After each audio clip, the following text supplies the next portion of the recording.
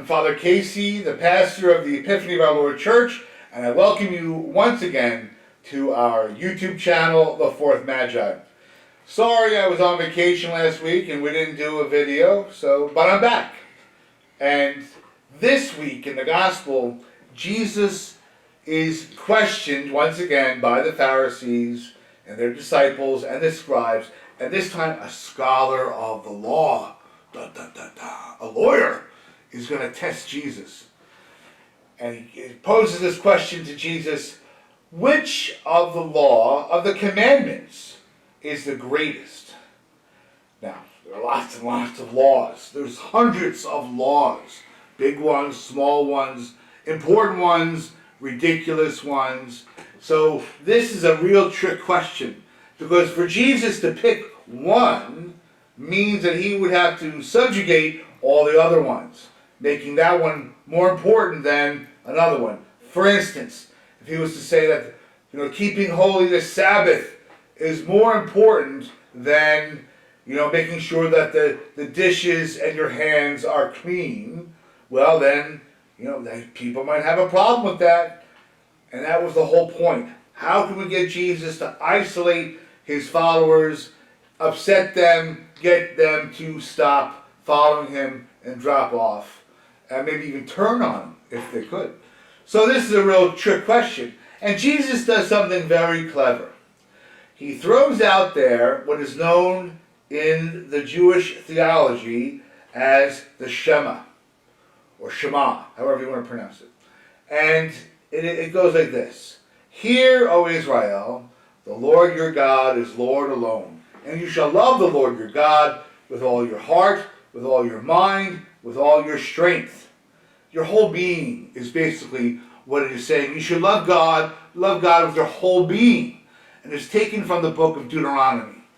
So Jesus brings out this important teaching in Deuteronomy, that, he really can argue with that.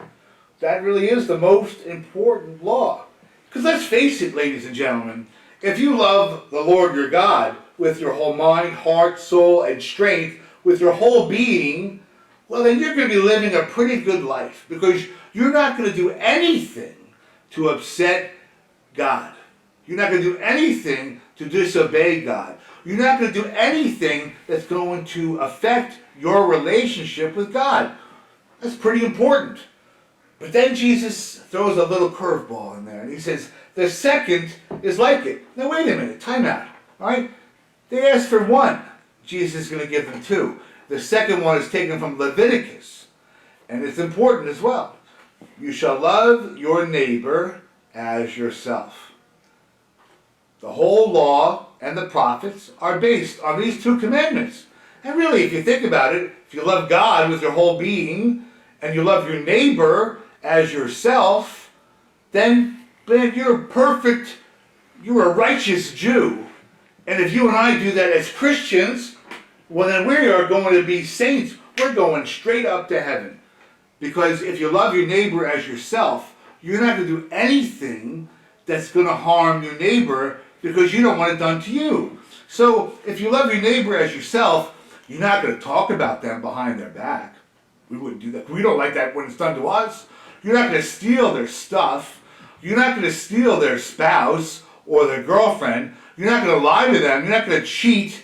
You're not going to harm them physically, emotionally, or mentally, because you wouldn't want any of those things done to you. I don't want them done to me. So if I'm going to really practice this law, well then, you know what? I'm not going to harm anybody. Everything I do and everything I say is going to be loving of God or my neighbor.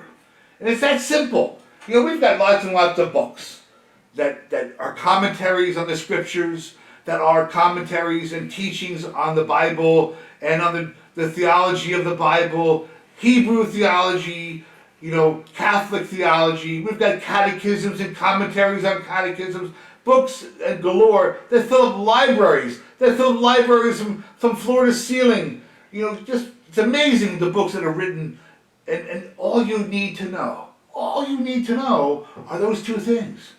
If you can judge everything that's going to come out of your mouth and every action you're going to take as, is it loving of God or is it loving of my neighbor? And before we do or say anything, if we can first judge it against those two things, and if we find that it's not loving of God or neighbor, we don't do it, we refrain from it, the action or the words, then, you and I are going to be saints. We're going straight to heaven. It's that simple. We don't need to know any other, we don't need to be the super literate, intelligent person with a doctorate, a PhD in theology. All we need to do is practice loving God with our whole heart, mind, soul, and strength, our entire being, and loving our neighbor as ourselves. Never doing to another person that which we would not want done to us. Well, then we are going to be holy people. It's that simple, but it's not easy.